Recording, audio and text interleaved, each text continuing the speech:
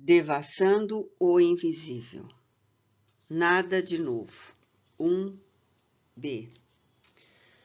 Quem dentre nós já assistiu aos últimos momentos de um moribundo poderá muitas vezes observar os fatos aqui ventilados. O decesso de uma criatura que retorna à verdadeira pátria, a espiritual, tais sejam as circunstâncias, oferece lições tão elucidativas quanto comoventes e belas. Durante o nosso longo trabalho de assistência a enfermos e moribundos, tivemos ocasião para as mais edificantes observações. Os tuberculosos, principalmente, que comumente expiram em plena consciência dos seus últimos momentos sobre a terra, apresentam um vasto cabedal para estudo. Durante o período da agonia, eles como que desmaiam. Será o chamado estado de coma. Um tênue fio fluídico os prende ainda ao fardo material que vai ser abandonado. Foge-lhes a pulsação mantenedora da vida orgânica. Palidez impressionante recobre suas feições que descaem e se enrijecem. As pálpebras cerradas encobrem os olhos que as nuances da morte já velaram de um embaciamento significativo, mas suores abundantes e fugitivo pulsar do coração avisam que não foi ainda de todo libertada a pobre alma cativa naquele corpo. Ali estão, porém, à beira do leito mortuário, a mãe angustiada, o pai acabrunhado, a esposa lacrimosa, o filho inconsolável. Um choro violento, um brado de dor pungente, a grita atormentada dos que ficam, sem poderem reter o ser amado que se vai, quebra o silêncio augusto que deve presidir a cena patética de uma alma que entrou em trabalho de libertação para a verdadeira vida. Então, o agonizante, a custo, descerra as pálpebras. Volta-lhe a pulsação. Volta-lhe até mesmo a palavra. Um impulso de vontade e apego aos que foram caros ao coração fala-o reviver por instantes num corpo que se achava quase definitivamente abandonado. Com voz sussurrante, débil, balbucia: "Oh, por que me chamaram? Eu estava tão bem, em um lugar tão belo." Foram as frases que pronunciou certa vez uma jovem agonizante de 18 primaveras, a cuja cabeceiras nos postávamos em prece, quando sua mãe, inconsolável, e as irmãs se debulhavam em pranto desesperado. Ouvindo-a, perguntávamos-lhe baixinho, enquanto rogávamos a assistência dos seus tutelares, para que ajudassem a desprender-se dos pesados liames carnais. "Em que lugar te encontravas, minha filha? Como era este local?" Ela respondeu naturalmente, como se não fora uma agonizante. "Ah, era um jardim delicioso e fresco, cheio de flores lindas e perfumosas, como nunca havia visto iguais. Um luar azul coloria o todo." "Viste alguém?" "Sim, umas sombras vaporosas me rodeavam." "Quem eram?" "Não pude reconhecê-las. Eu dormitava. Estou com tanto sono." "Estavas sentada, caminhavas?" "Não, estava deitada assim, sobre a relva dos canteiros. É um jardim tão lindo. Estou tão cansada." Cerrou novamente os olhos e silenciou. Alguns minutos depois, expirava serena e docemente sob nossas preces, sem que ninguém mais da família se animasse a perturbá-la na sua consoladora paz. Na década de 1930, as revelações sobre as realidades do mundo espiritual já eram conhecidas dos adeptos mais estudiosos da doutrina espírita, visto que elas foram concedidas aos homens, como vimos, desde muito. André Luiz, porém, a eminente entidade espiritual que tão substancioso esclarecimento nos vem ministrando por intermédio da mediunidade de Francisco Cândido Xavier, não aparecera ainda com as minudicências explicativas da vida de além-túmulo. Guardávamos, pois, desencorajados de apresentá-las a público, 3 das nossas obras já hoje editadas. E isso em virtude de, na época em que foram as mesmas psicografadas, conhecermos poucos livros doutrinários, não tendo ainda meditado satisfatoriamente, nem mesmo sobre as obras de Allan Kardec, como posteriormente os próprios instrutores espirituais nos levaram a fazer. Receávamos que as revelações nelas contidas fossem fruto de lamentável engano, e nos detínhamos conservando as ditas obras no esquecimento, mas desencorajados de destruí-las. Também nós acreditávamos a vida espiritual abstrata, indefinível, e quando nosso espírito era arrebatado, constatando a vida intensa dos planos espirituais e suas belezas ambientes, supunhamos haver gravitado para um planeta melhor, um mundo material, mais tais como Saturno, Júpiter ou outro qualquer, ignorando pela época quão difícil é isso, tanto para um encarnado como para um desencarnado, não obstante as suposições em contrário.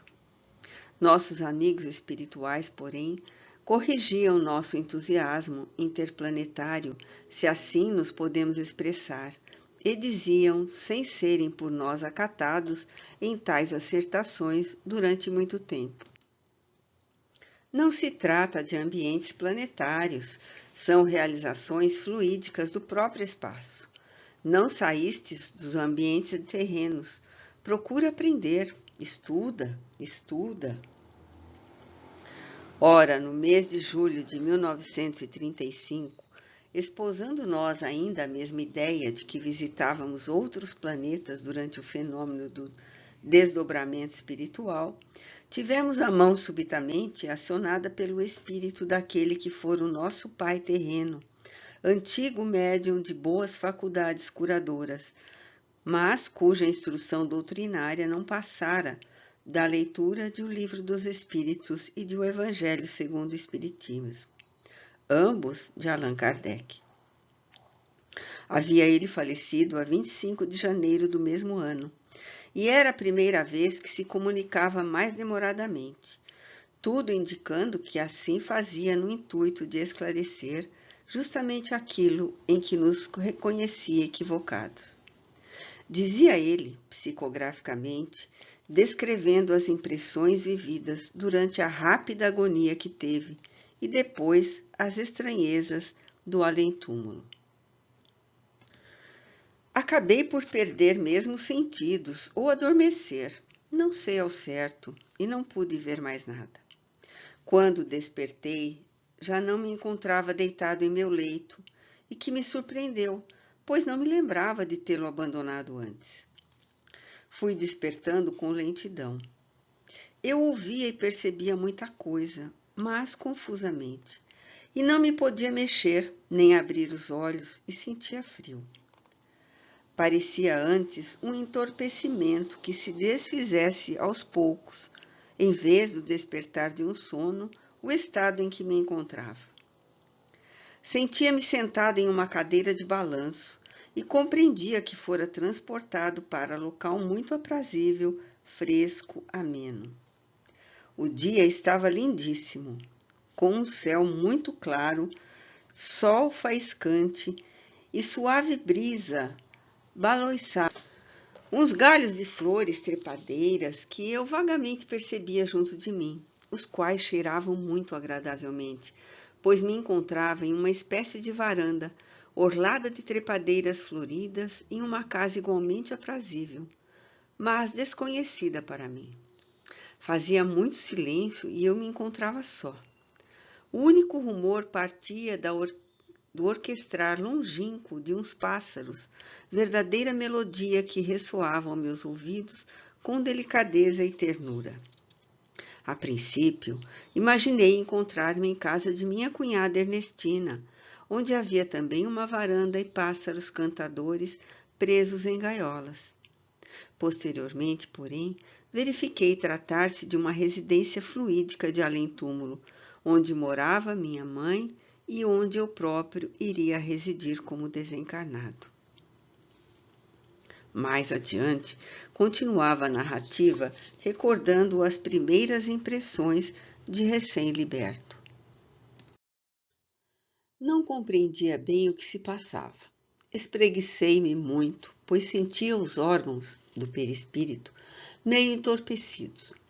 Bocejei e tossi com estrondo, como habitualmente fazia, e fumei um cigarro.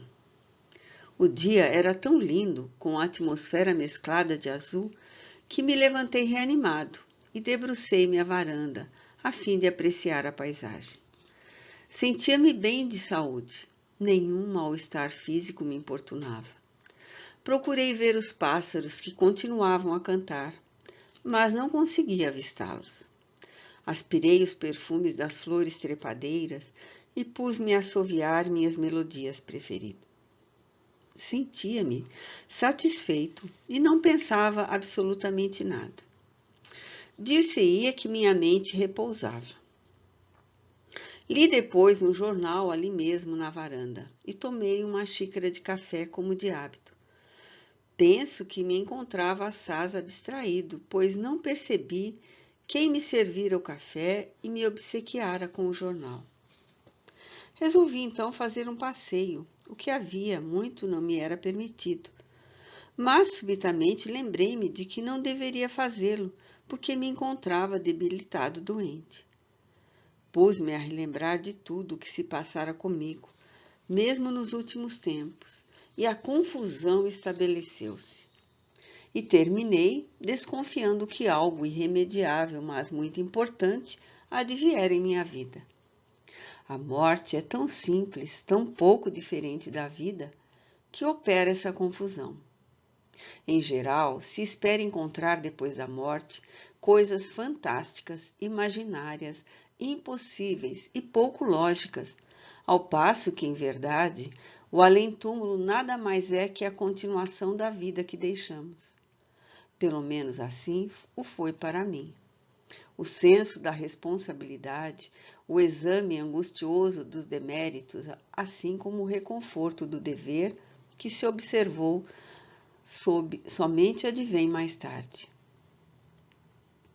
Alongam-se os detalhes, narrando a presença de entidades amigas que de início não reconheceu e conclui. Então, surpreendido, vi mamãe aproximar-se de mim, caminhando ao longo da varanda. Trajava longo vestido branco e achei-a bonita e rejuvenescida, tal como na época em que enviuvara, isto é, nos seus 25 anos. Curvou-se afetadamente diante de mim para cumprimentar, como se desejasse brincar, e exclamou risonha. Louvado seja Deus, meu filho, que boa surpresa você poder vir para junto de sua mãe. Somente então, caindo em mim, recebi como choque de espanto, como quem despertasse de um marasmo mental, e compreendi o que se passava. Em rápido me rememorar, deslizou a minha imaginação tudo quanto ocorrera, tal se uma faixa luminosa reproduzisse diante dos meus olhos as cenas que eu necessitava ver para meu esclarecimento. Meu corpo inerte dentro de um caixão mortuário, vocês chorando por mim, meu enterro humilde e pobre, a minha sepultura coberta de flores ainda frescas. Havia 3 dias que se dera o decesso, então eu chorei também, comovido e amedrontado. O lugar em que vivo é uma pequena cidade, pobre mas pitoresca. Muito aprazível, sossegada, indicada para a convalescença daqueles que, como eu, atravessaram uma existência de penúrias e provações, e convidativa para a meditação e a reorganização das ideias para as futuras tentativas espirituais e terrenas. Há aqui jardins, lagos e rios, muito belos e muito azuis, como refletindo o céu, tal como os daí. Tenho observado, no entanto, que nem os rios, nem os lagos serão propriamente formados pela água, como aí. Dir-se-ia tratar-se de gases singulares, de líquidos fluidificados que imitariam ou equivaleriam às águas terrenas. Silêncio constante, só quebrado pelo cântico de 1000 pássaros que não se deixam ver. Como ainda não trabalho, pois sou convalescente de uma existência de sofrimentos e amarguras intensas, faço passeios e admiro as belezas do ambiente, o qual, não obstante modesto, é o que de mais agradável eu poderia aspirar. É uma coisa tão linda e singular que me faltam palavras para descrevê-la. Não pensei, quando vivo, pudesse alguém residir em local assim, depois de desencarnado. E ainda não compreendi bem como pode ser tudo isso. Mas o Dr. Carlos diz que farei um estudo sobre todos esses assuntos e os compreenderei integralmente muito em breve, porquanto este ambiente em que vivo é espiritual e não planetário. Presentemente, este espírito, que em 1935 assim se expressava, encontra-se internado em um reformatório do invisível para fazer um curso ou aprendizado de cuja natureza não fomos informados, mas tendo em vista uma próxima encarnação em que grandes responsabilidades lhe caberão. Um raciocínio sereno, ponderado, isento de prevenções, levar-nos-á a concluir, por tudo isso, que o mundo invisível não poderia mesmo ser uma abstração, o vácuo onde nada existe, pois semelhante hipótese seria a negação do próprio poder divino. Seria quase o nada dos negativistas depois da morte.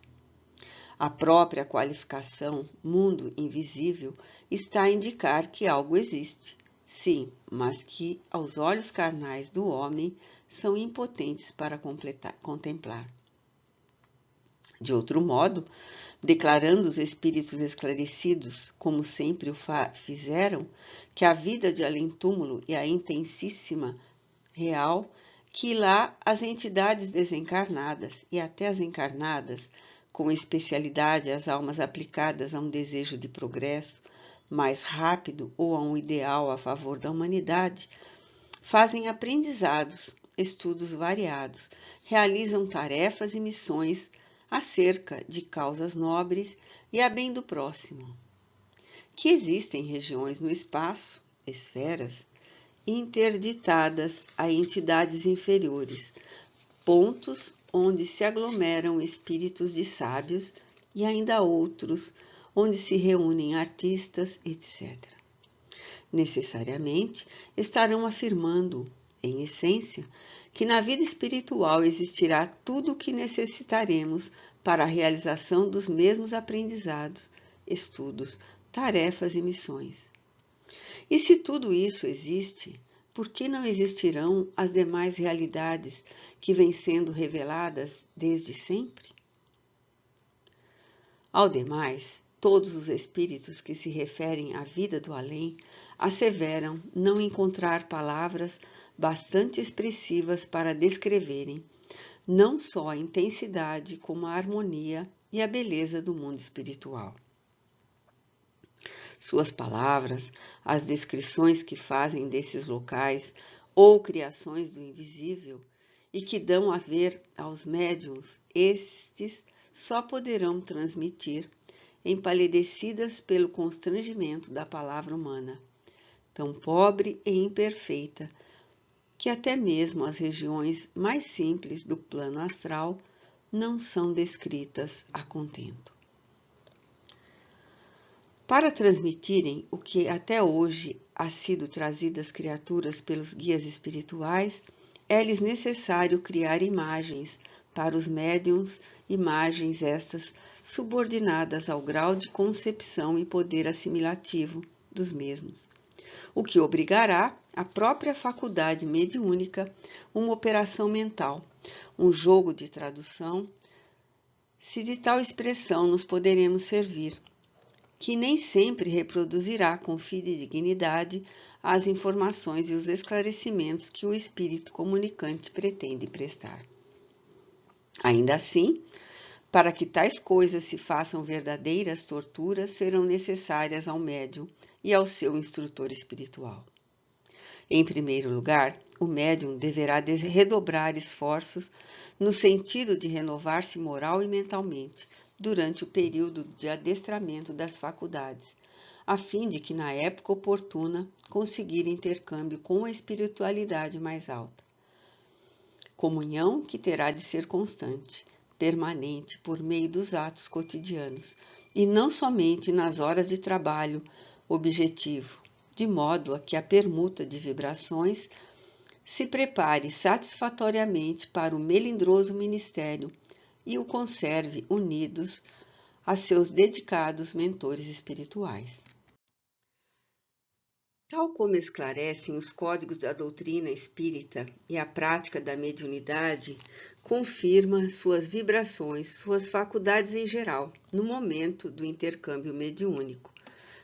Terão de ser potenciadas ao máximo que sua natureza física, psíquica e mental suportarem, o que para ele equivalerá a uma operação transcendental, algo torturante, enquanto a entidade instrutora comunicante deverá rebaixar suas próprias vibrações e demais faculdades até equipará-las ou harmonizá-las com as do médium, o que igualmente, para aquela entidade, será como tortura e uma abnegação dignas do nosso respeito e da nossa veneração. Em tais ocasiões, o médium poderá entrever o mundo invisível. Frequentemente ele o percebe, e o que aí enxerga ou aprende não consegue explicar integralmente, porquanto não dispõe o cérebro humano dos necessários recursos para uma transmissão perfeita. Durante suas fugas em corpo astral, pelo espaço afora, o que ele vê e presencia com os seus guias não é de forma alguma um aglomerado de sombras, o vácuo ou invisível e inexpressível.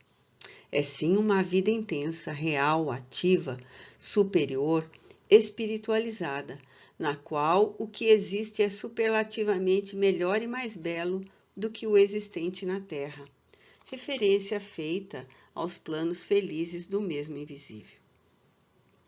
Está acima de tudo quanto o seu cérebro pudesse inventar, pois não percamos de vista o fato de que geralmente os médiuns não têm cultura intelectual tão sólida para poderem criar por si mesmos assuntos dos quais às vezes jamais ouviram falar, senão vasto cabedal psíquico armazenado em sua subconsciência desde passadas existências, fáceis de seus guias instrutores acionarem a fim de poderem transmitir ou compreender o que vem.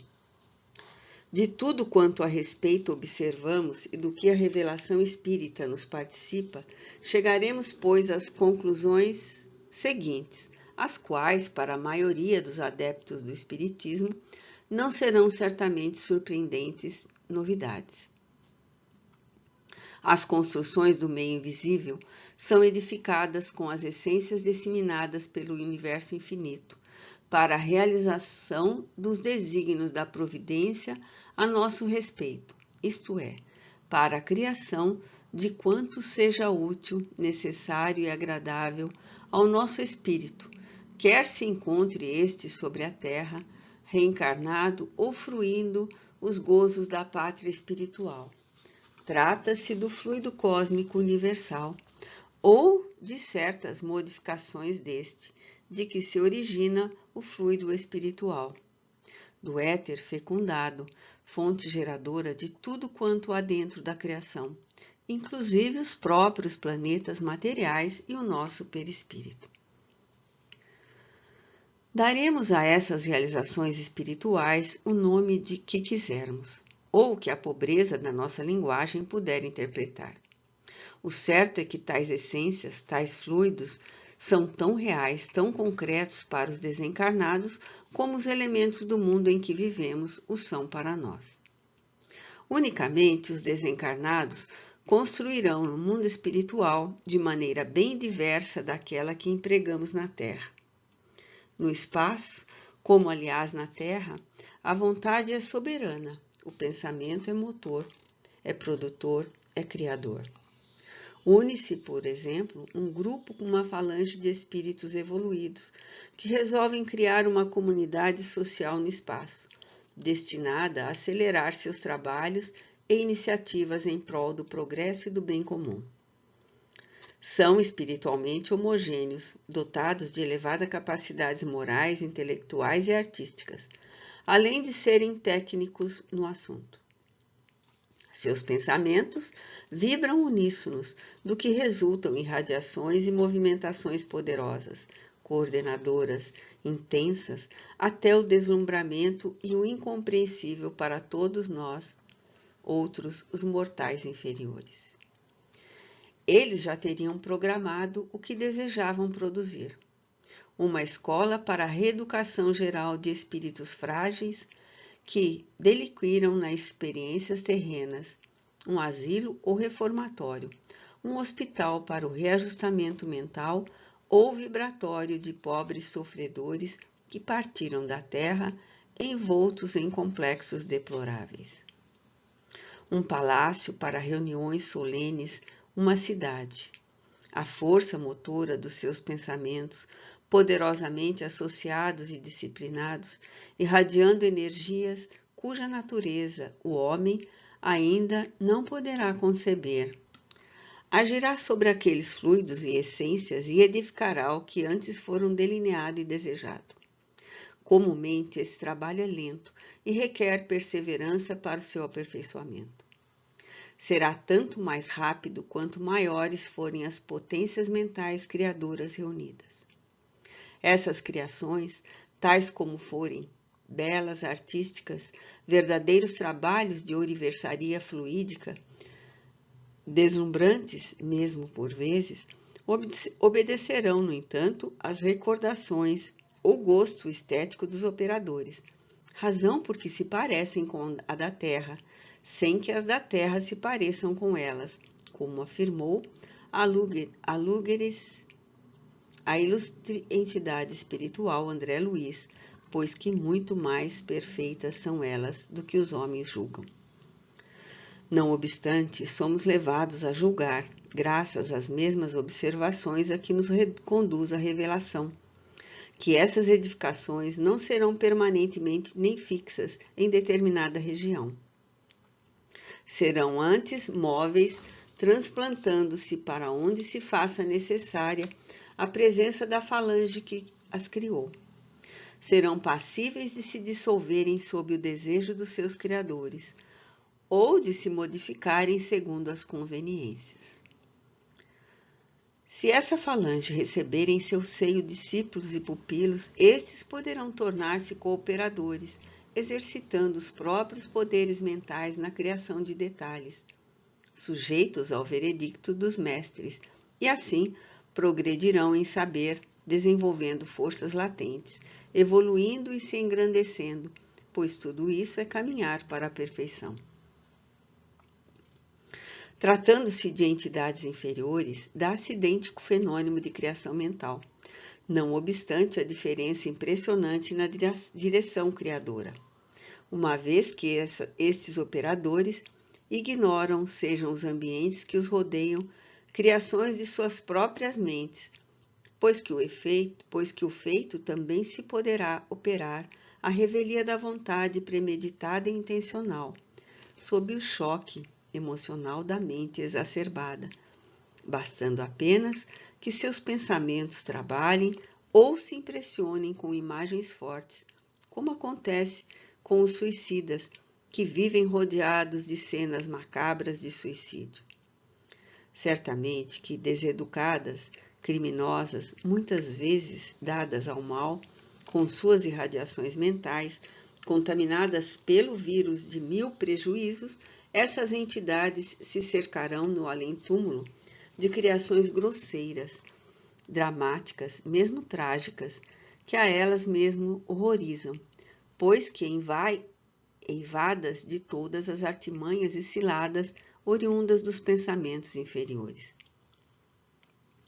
E reunidos tais espíritos em grupos e falanges, em virtude da lei de similitude, que os leva a se atraírem uns aos outros, terão criado, então, seus próprios infernos, suas próprias prisões, seus antros ignóbeis, a que nada sobre a terra poderá assemelhar-se. E os criam servindo-se das mesmas forças motoras do pensamento, agindo sobre as mesmas essências, os mesmos fluidos, as mesmas ondas vibratórias do éter.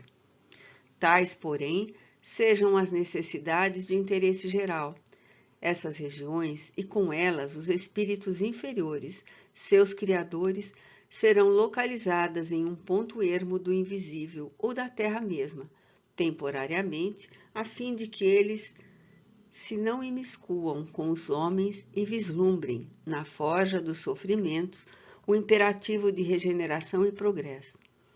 E a isso que os instrumentos espirituais denominam invisível inferior, porque nós outros precisaremos de alguma expressão, de um vocábulo, para nos apossar dos ensinamentos fornecidos pelo espaço.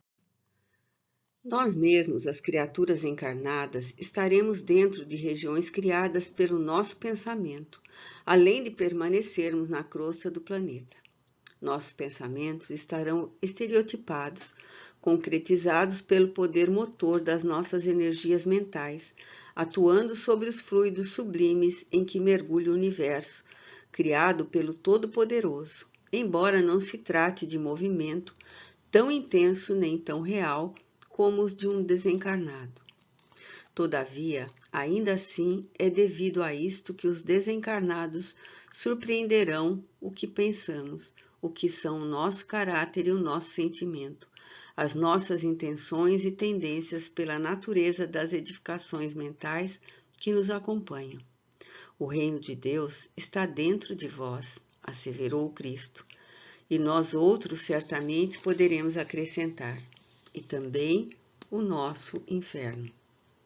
Eis porque nossos guias espirituais, tal como a advertência invariável das filosofias religiosas, nos aconselham a educar nossas mentes, impelindo-as para as nobres e elevadas expressões da alma, e que visam a guiar-nos para um estado vibratório futuro no além-túmulo, que nos abrigue de desditas e vexames. A tese, como bem se percebe, é complexa, intensa, até a vertigem, pois tudo de que tratamos aqui se desdobra em modalidades e matizes infinitos, e não será em crônica ligeira que poderemos desenvolver perfeitamente, muito embora o façamos sob a orientação dos mentores espirituais. Ora, foi-nos dito pelo Divino Mestre que éramos deuses. Sim, somos deuses. Possuímos, sim, em modesta dinamização, mas passível de se desenvolver pela ação do progresso, o germen de todos os atributos que o Ser Todo-Poderoso possui em grau supremo e infinito. Aí está um desses atributos, o poder mental criador, que há passado despercebido a muitos de nós. Nosso pensamento é, pois, criador porque é centelha do pensamento supremo. Por conseguinte, cria em torno de nós mesmos pequenos universos e mundos para a nossa aventura, necessidade ou desdita, enquanto não aprendemos a utilizar as energias superiores para fins sublimes. Nas próprias ações e realizações meramente terrenas, Não é o pensamento o primeiro a tudo planejar mentalmente para que em seguida edificar objetivamente? Porventura, quando um grupo de homens resolve construir um palácio ou uma cidade, ou ainda qualquer empreendimento grandioso, não foi a mente que primeiro agiu e esboçou a obra sob a ação da própria vontade? Quando a lavoura do linho ou dos cereais triunfa, dando-nos seus primorosos produtos, sustentando a vida do homem, não se serviu este primordialmente da sua mente para conseguir a grande vitória? E quando, no além-túmulo, falanges de espíritos elevados se reúnem para criar as forças mentais, essas colônias, que fazem? Estudam, habilitam-se, exercitam-se em aprendizados sublimes através dos tempos, até que um dia espíritos imortais, já glorificados pelo domínio de excelsas virtudes, sejam capazes de criar também um planeta, uma habitação, para as experiências redentoras de uma humanidade em marcha para o progresso, tal como Jesus em relação à Terra, no princípio das coisas deste mundo, dentro das leis e da orientação da criação suprema. Tais estudos, todavia, pertencentes à iniciação superior do espírito, é apenas vislumbrados, no momento terreno, pelas almas fortes. Serão de preferência realizados na vida invisível, onde muitos se dilatam as capacidades de compreensão da criatura. Dia virá, porém, em que na própria terra tais conhecimentos serão banais, como banal é o estudo da geografia, pois efetivamente não passa de um estudo geográfico mais vasto, ampliado até a quarta dimensão, ou ao estado fluídico transcendental. De posse de tão importantes cabedais, fornecidos pela nova revelação, que é o Espiritismo, o que temos a fazer não é acoimar de ignorantes intrusões e mistificadores os médiuns que os têm recebido do mundo espiritual, mas procurar estudar, investigar e devassar, a fim de que a verdade se patenteie, para proveito de todos, imitando os verdadeiros sábios e psiquistas, como Allan Kardec, William Crookes, Frederick Myers, Leon Denis, Ernesto Bozano, Robert Daniel, J. Arthur Findlay, Cesare Lombroso, Alexander Aksakovic e tantos outros luminares de coração simples aos quais o orgulho não cegou.